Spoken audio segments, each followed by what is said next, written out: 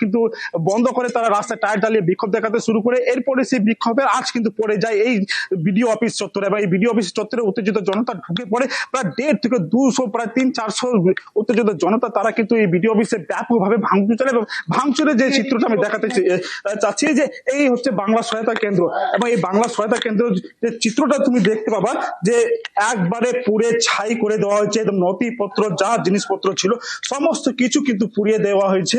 এবং পাশাপাশি আরেকটা জিনিস দেখেছি, এই এখানেও কিন্তু কিছু নথিপত্র রয়েছে, সেগুলো তো কিন্তু আগুন ধরিয়ে দেওয়া হচ্ছে। এবং আগুনের যে ধরিয়ে দেওয়ার পরে পাশাপাশি বিডিও অফিসে যে আরো দপ্তরগুলি যেগুলো রয়েছে, যেমন কন্যাশ্রী দপ্তর, এবং সেই কন্যাশ্রী দপ্তরের চিত্রটা যদি তোমাকে দেখাতে যদি নিয়ে যাওয়া হয় তাহলে আমরা এই শ্রীর মাধ্যমে উঠবো, এবং সেই শ্রীর মাধ্যমে কিন্তু উপরে এই কন্যাশ্রী দপ্তরটি রয়েছে, এবং সেটি আমরা দেখানোর চেষ্টা করবো যে কিভাবে ভাঙচুর করা হয়েছে।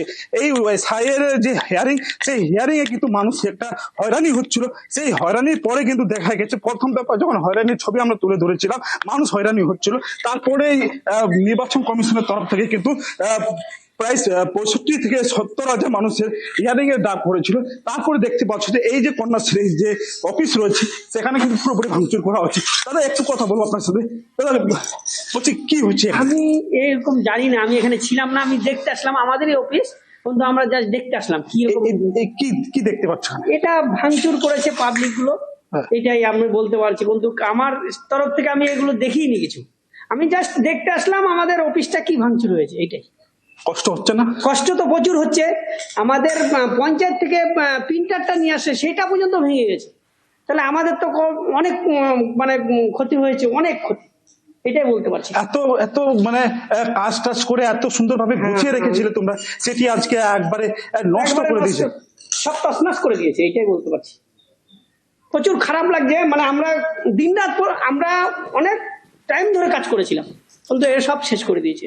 সব শেষ করে কি করবো বলো? কোথাও কি আতঙ্ক মনে হচ্ছে? হ্যাঁ, আতঙ্ক তো মনে হচ্ছে। যেতে পারছি না রাস্তাঘাট দিয়ে, যখন তখন হ্যারাসমেন্ট হচ্ছে। আসছে। কি নাম আপনার? রতন মাতব্য। একেবারে চঞ্চল সেই ছবি এই মুহূর্তে আমরা দেখতে পাচ্ছি। ভিডিও অফিসে কাজ উত্তর দিনাজপুরের চাকুলিয়ায় রীতিমতো বিক্ষোভ, এবং সেই বিক্ষোভে উত্তেজনা। বিডিও অফিসে ভাঙচুর, কিভাবে টেবিল চেয়ার প্রিন্টার ভাঙচুর করা হয়েছে। এবং বাংলা সহায়তা কেন্দ্রের ছবি এই মুহূর্তে আপনারা দেখছেন। বাংলা সহায়তা কেন্দ্রে সেখানেও আগুন ধরিয়ে দেওয়া হয়, একবার নয় একাধিকবার। হিয়ারিং এর ডাক এবং তার জেরেই বিক্ষোভ, প্রতিবাদ, কমিশনের বিরুদ্ধে বিক্ষোভে অশান্তি। বিডিও অফিস চত্বরে ভাঙচুর, উত্তেজিত জনতার। চঞ্চল প্রতিনিধি আমাদের সঙ্গে রয়েছেন এবং সেই ছবি সরাসরি তুলে ধরেছে চঞ্চল। চঞ্চল, তাও অ্যাপ্রক্সিমেট কতজনকে হিয়ারিং এ ডাকা হয়েছিল কিছু জানা যাচ্ছে?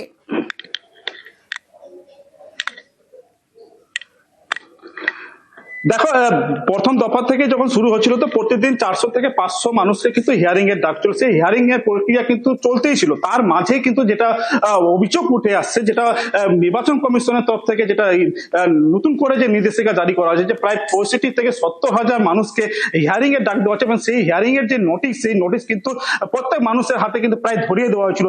তারপরে দেখতে পাচ্ছে যে এই হিয়ারিং এর নোটিশ মানে প্রথম দফায় যখন প্রায় 4 থেকে 5,000 মানুষের হিয়ারিং এ ছিল, তখন মানুষ বুঝতে পারছে যে যারা হয়তো কোনো কাগজপত্রে কোনো ডিসপুট রয়েছে বা কোনো ডকুমেন্টের ডিসপুট, তাদেরই নাম আসছে। কিন্তু এইভাবে যে একবারে যে 65 থেকে 70,000 মানুষকে ডাক দেওয়া হচ্ছে, এতে কিন্তু একটা ক্ষুব্ধ হয়ে যায়। কারণ শুরু থেকে একটা হিয়ারিং এ আসাতে মানুষ হয়রানি হচ্ছিল। বৃদ্ধ থেকে নিয়ে যারা প্রতিবন্ধী রয়েছে তারাও হিয়ারিং এ আসতে হয়েছিল। নির্বাচন কমিশন কিন্তু এই নির্দেশিকা জারি করেছিল তাদের বাড়িতে নেওয়া হবে, কিন্তু সে বাড়ি তো নেওয়া হয়নি, তাদেরকেও আসতে হয়েছে। তোমাকে একটা জিনিস দেখাতে বলছি, যে সবচেয়ে গুরুত্বপূর্ণ যে নথি বা যে সবচেয়ে গুরুত্বপূর্ণ যে কাজ হয় সেটা দেখাতে যাচ্ছি। যে এই যে কন্যাশ্রী যে সবচেয়ে বড় প্রকল্প রয়েছে, এই যে রূপশ্রী প্রকল্প তুমি দেখতে পাচ্ছ, যে রূপশ্রী প্রকল্পের এখানে নাম রয়েছে, এই টেবিলটা হচ্ছে রূপশ্রী প্রকল্প। এখানে কোনো কিছু নাই। তার যে এই কম্পিউটার, এই কম্পিউটার সমস্ত কিছু নথিপত্র কিন্তু ডকুমেন্ট তারা আপলোড করেছিল, সেগুলো কিন্তু নষ্ট করে দেওয়া হচ্ছে। একবারে বলা যেতে পারে যে উত্তেজিত জনতার যে এত বড় একটা আক্রোশ যে তারা দেখাবে, তা কিন্তু কেউ ভাবতে পারেনি।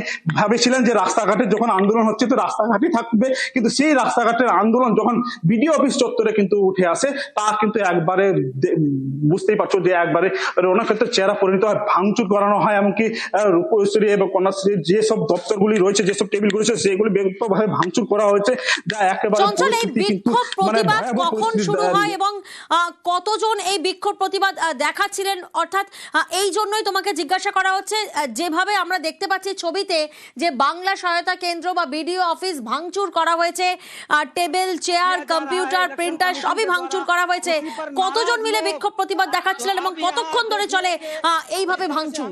हो रहा है चाकुलिया ब्लॉक की ये तस्वीरें मैं आपको दिखा रहा हूँ।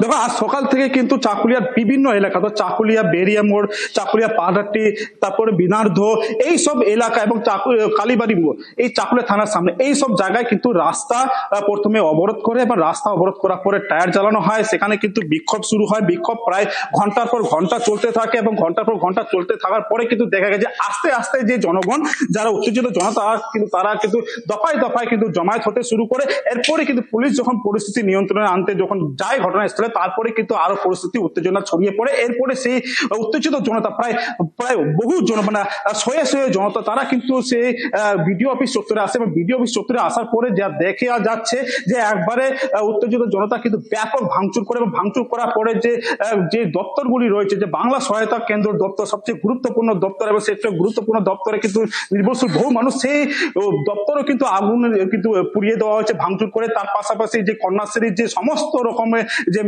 প্রকল্পের যে কাজ হয় বিডিও অফিসের উপরে, সেই বিডিও অফিসের উপরে কিন্তু সমস্ত রকমের জিনিসপত্র কিন্তু ভাঙচুর করে দিচ্ছে। এখানে যারা কর্মীরা রয়েছে তারাও কিন্তু রয়েছে, তাদেরও হয়তো মনে কোথায় একটা হচ্ছে কি যে একটা কষ্ট তো রয়েছে, কারণ এটা তারা প্রত্যেক দিন আসে এই বিডিও অফিসে এবং প্রত্যেকদিন আসার পরে কাজ করে। আজকে যে চিত্রটা, দিদি প্রত্যেকদিন তো কাজ করেন আপনারা, কিছু বলুন। আমি কিছু বলবো না দাদা, প্লিজ।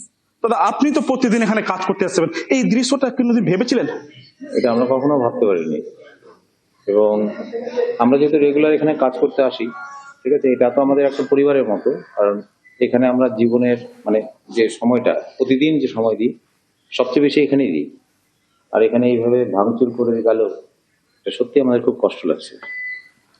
আপনারা তো তিল তিল করে কাজ করে সাজিয়েছিলেন, অবশ্যই অনেক রেকর্ড নষ্ট হয়ে গেল, কোথাও কষ্ট হচ্ছে না? অবশ্যই খুবই কষ্ট। একেবারেই চঞ্চল, হিয়ারিং হয়রানির প্রতিবাদ বিক্ষোভ তুলকালাম। চঞ্চল, তুমি আমাদের সঙ্গে থাকো।